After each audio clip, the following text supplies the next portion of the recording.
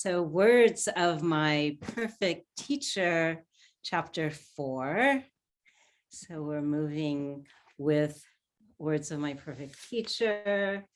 And we also have the old version. We have the new version. And this evening, we are actually going to read from a book which I haven't used before, but it is on the Samden Ling, www.samdenling.org, under resources. And it's called A Guide to Words of My Perfect Teacher. We haven't talked about this. I haven't used it before, but this evening it's just perfect. And so we're going to start chapter 4, which is all about action. So we always say karma. Well, karma is action. Karma is cause and effect and our intention. And this evening, we're also going to look at some interlaced concepts that all dovetail with our chapter 4. And as we look at cause and effect, we're also going to look at a few other things that I believe the Guide to Words of My Perfect Teacher says very well. So I'm going to go on to, I know you probably don't have this book, so I'm just going to tell you what page I'm on that. It's on page 67 of A Guide to the Words of My Perfect Teacher, which is translated by the same Padmakara group that translated Words of My Perfect Teacher. So page 67, and this is a translation from a very great master who basically put together a guide to Words of My Perfect Teacher. And so it does start with chapter 4, actions, the principle of cause and effect. I know so many of you have heard lectures and have heard cause and effect for a very long time. And so this interweaving, I think, will illuminate some different aspects. And the first one is that cause and effect is also related to the second noble truth, right? There is suffering and there is a cause of suffering. That's action. So again, on page 67 of the guide, as the second noble truth, the Buddha taught the origin of suffering, which is to be abandoned, our causes, right? And we're going to talk more about those causes. Here, therefore, comes the explanation of cause and effect.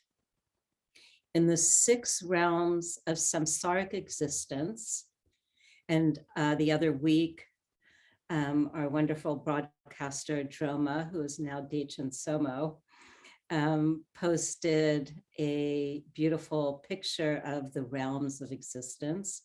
So in the 6 realms of samsaric existence, the different places and environments, the different kinds of bodies that support life, the different joys and sorrows, the different durations of life, all arise through the principle of cause and effect of actions.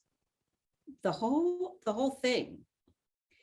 This is set out in the seal that marks the view of transmitted teachings taught by our teacher, the Bhagavan, which is the Buddha. Now here we have another dovetail with Ye Dharma, with what we say within our Nundro, the Ye Dharma, and I'm going to read that in full when I read the note. This is usually said with an Om at the beginning for auspiciousness and Swaha at the end to give stability. All the Panditas have written it with these two elements to consecrate and make it propitious. Translated, and here we have a translation of that very mantra we say all the time, the Ye Dharma Hetu. All phenomena arise from causes. Those causes and what puts an end to them have been proclaimed by the Tathagata, the Buddha himself, who truly speaks such words is the great Shramana. And I'm going to give both definitions. To begin with, all phenomenon is a plural expression.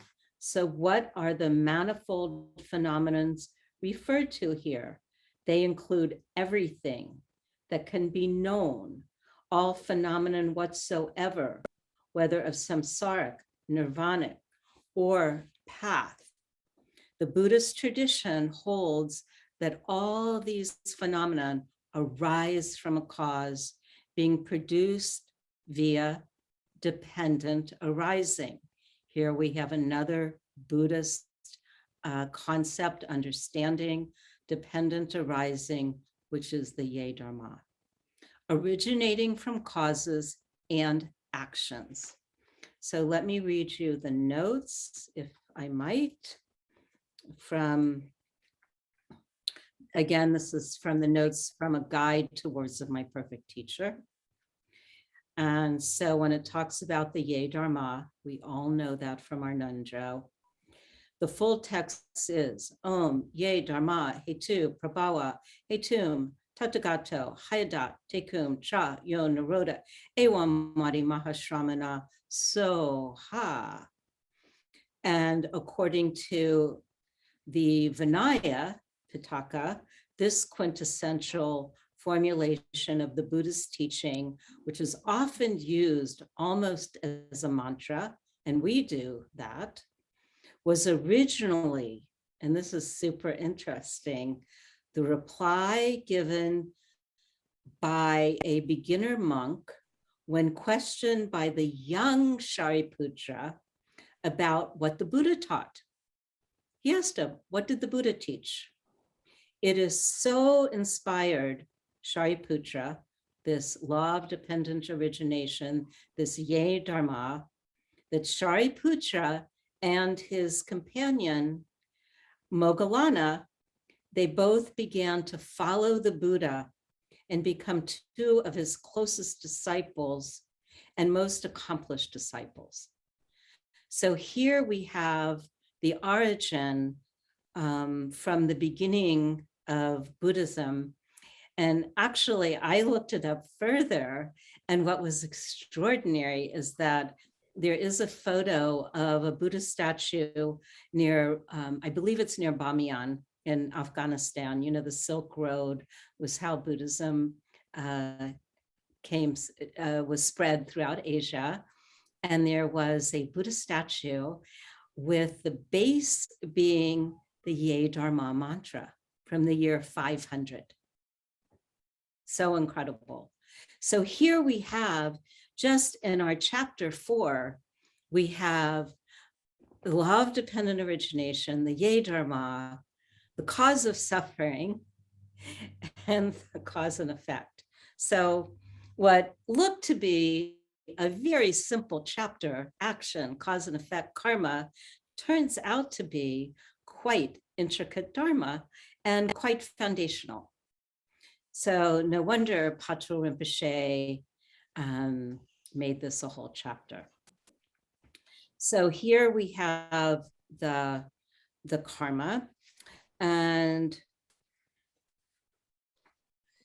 we have the root causes of suffering, which is our 10 negative acts. And so our 10 negative acts are 3 are of the body, and the rest are speech, of course. And this might kind of perk us up for a nice discussion when we have our questions and answers and conversation when we turn off our recording later on. So what are the causes of suffering with our body? Killing. And killing, Patrul Rinpoche tells us, includes not only the one who kills, but the one who gives the order to kill. And the other thing, and again, this was written quite a long time ago, he identifies when many animals are killed, such as for weddings, where there are large gatherings, large feasts. And so he also cautions there. Another one of the causes of suffering with the body is stealing. Stealing is taking that which is not given. And that can extend quite intensively. I don't know if any of you read the Sunday New York Times, but I do all week. And there is always a section where there are letters where people write in about questions, quagmires. Some are ethical questions, some are choice questions. It's only a page or two, but it's always quite interesting to hear the commentary. So I think it was last week, maybe the week before, where a student, it seemed to be a college student, wrote in and said that every week, I believe it's every week, maybe every other week, his roommate's mother sends this box of extraordinary baked goods from an amazing bakery. And it includes croissants. And the roommate doesn't eat them. He lets them sit there. And so the question was, could this guy who wants a croissant just take one, since the roommate didn't seem to be that interested? Well, the answer was no. Because again, it's that precept. These are precepts of to not take that which is not offered, it's not given. Now, in this case, the New York Times gentleman said he could ask.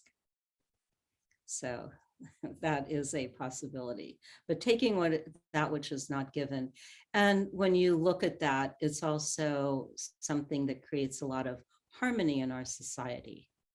You know, people feel like they can trust where they are, trust who they're with, and so forth. And the other is sexual misconduct, another negative act with the body. From monastics, it's the breaking of celibacy for those who've taken those kind of vows, and then, or the breaking of monastic rules. And then for the lay people, it's adultery, or some sexual act that would make somebody feel uncomfortable.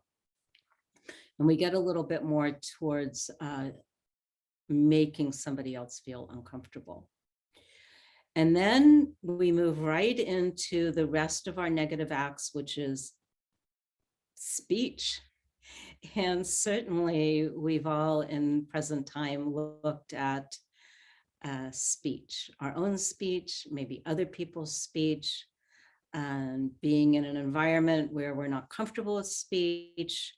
And as many of you know, the Buddha said, stay with wise people or stay alone. We don't always have that choice, but that is the message. So within speech, it's, of course, lying, which is saying not only that which is untrue, but misleading. It's also exaggerating. And within Buddhist communities, a lot of emphasis is put on not exaggerating what you have accomplished spiritually. So what Patrul Rinpoche says, don't boast of powers if you don't have them, or don't boast of great powers if you have little power. And so there's dimensions of lying. The other is, the next one is the sowing of discord. Now that's a big one, either openly or secretly. And this is different from talking something out. You know, we have to have safe spaces where we can talk something out without feeling like we're sowing discord. So I want to make that very clear. Patrul Rinpoche does not mention that, but many Dharma situations, people need to talk things out. And there are safe spaces to do that. And the next one is harsh speech. And this is rudeness to other people. And this is where also harsh speech is making others uncomfortable. It's very interesting that Patrul Rinpoche puts that in Words of My Perfect Teacher. And then, of course, that goes into something like name calling. And he also says, even speaking sweetly can be harsh. So I was wondering if that had anything to do with something like passive aggressive. And the other is speaking offensively in front of one's teacher.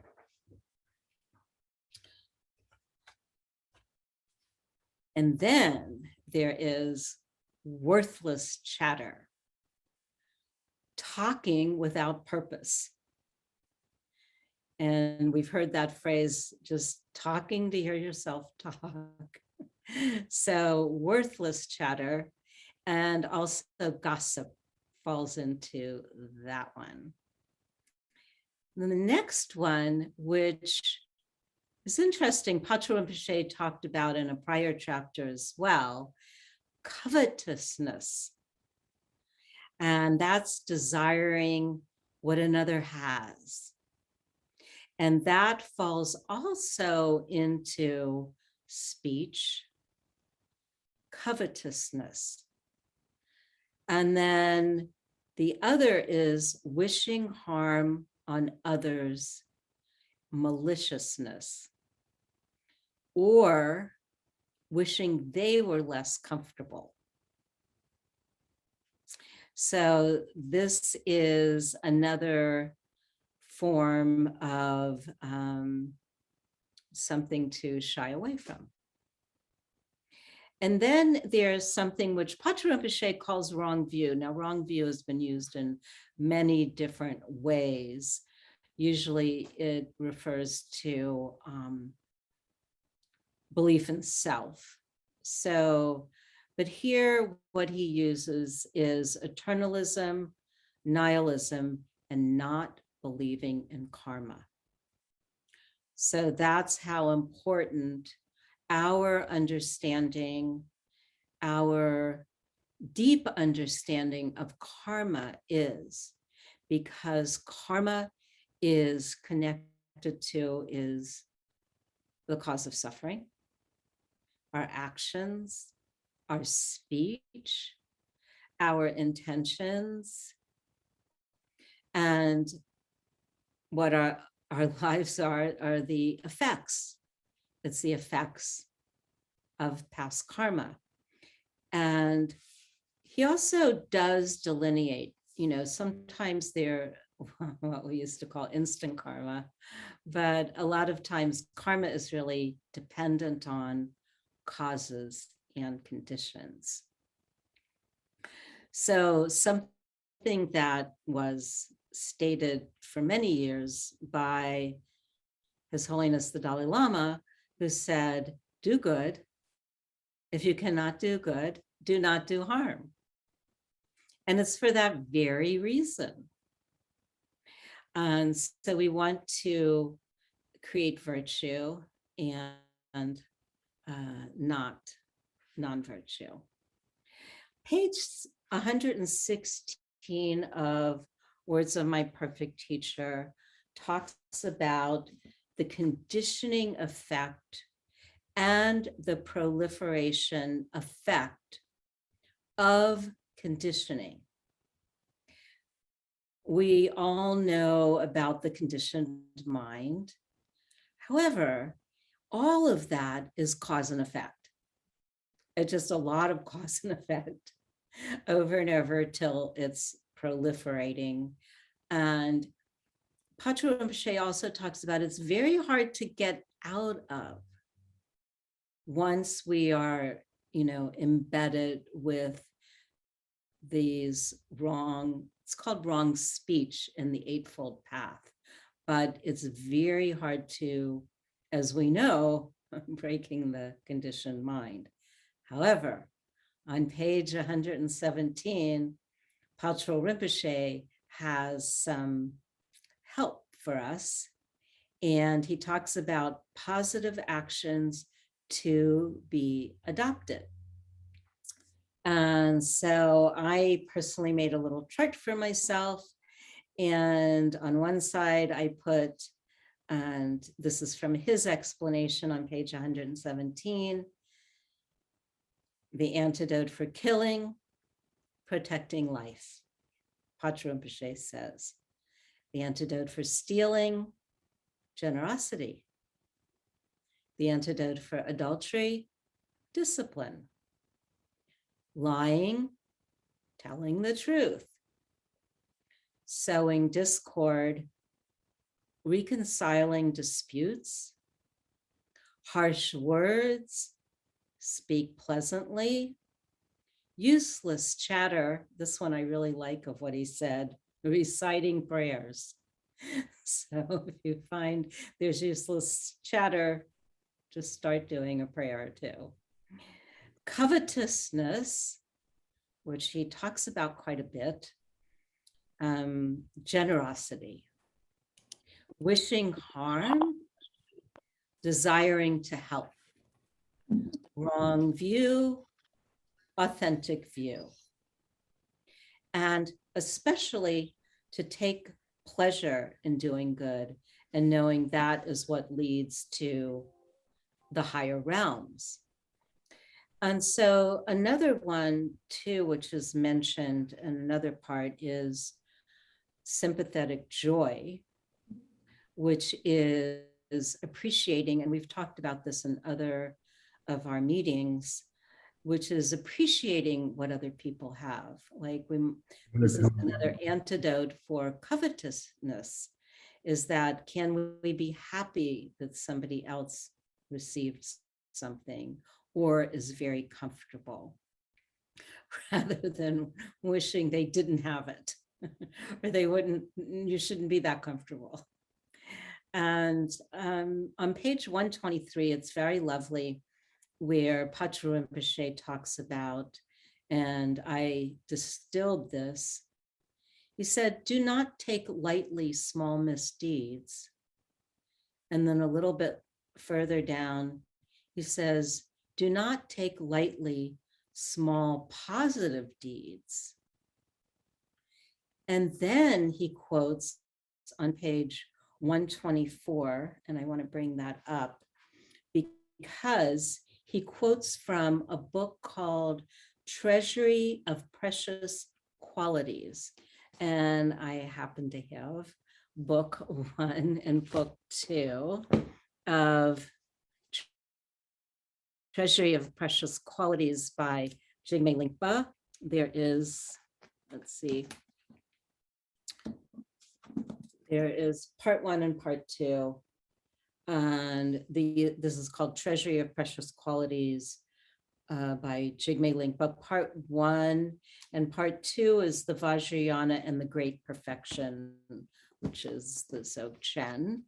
So let's go to page 124 to see what Patrul Rinpoche quoted from Treasury of Precious Qualities.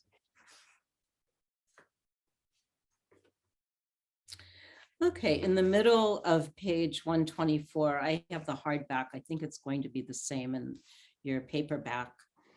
It says, and the treasury of precious qualities says, from seeds no bigger than a mustard grain. And I actually got out a jar of mustard that had the little seeds. I wanted to see how small that was. They're really tiny. From seeds no bigger than a mustard grain grow vast Ashoka trees, which in a single year can put out branches, each a league in length, but even greater is the growth of good and evil.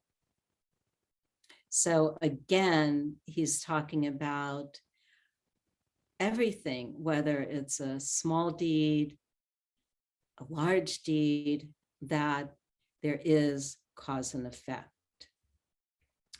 He goes on to say the seed of the Ashoka tree, and I don't know what an Ashoka tree is no bigger than a mustard seed, but the tree develops so quickly that its branches grow as much as a league in 1 year.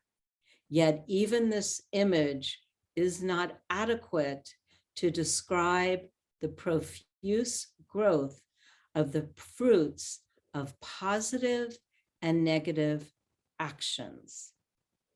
The tiniest transgression of the precepts too gives rise to great evil. And then there's stories from the time of the Buddha. And then on page 125, it says, again, from the Treasury of Precious Qualities by Jigme Linkpa, the books that I just presented, it says, if the root is medicinal, so are the shoots. If it is poisonous, must the shoots not be the same? What makes an act positive or negative is not how it looks or its size, but the good or bad intention behind it.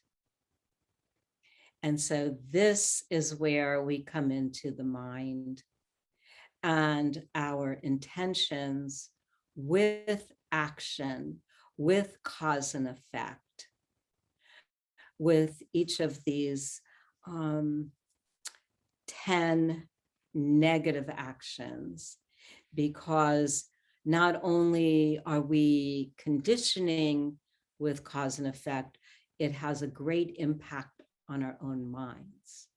And as we know, it's hard to change the mind.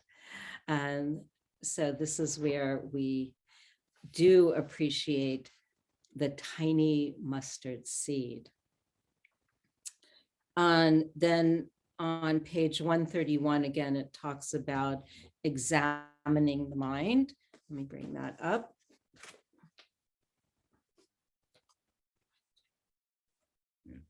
There we are. And so it says at the end,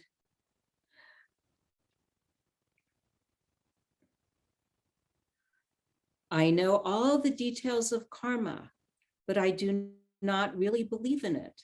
I have heard a lot of dharma, but never put it into practice. Bless me and evildoers like me, that our minds may mingle with the dharma. So very important to have the mind mingle with the dharma. He also gives an instruction on page 130, Patrul Rinpoche, and he says, arouse confidence. This is paragraph 3.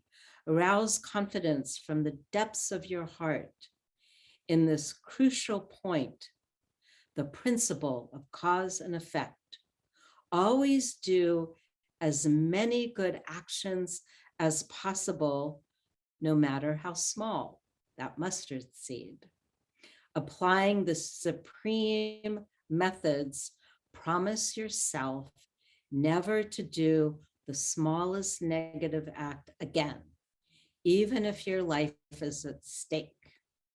And when you wake up in the morning, do not suddenly jump out of bed like a cow from his pen or a sheep from the pen.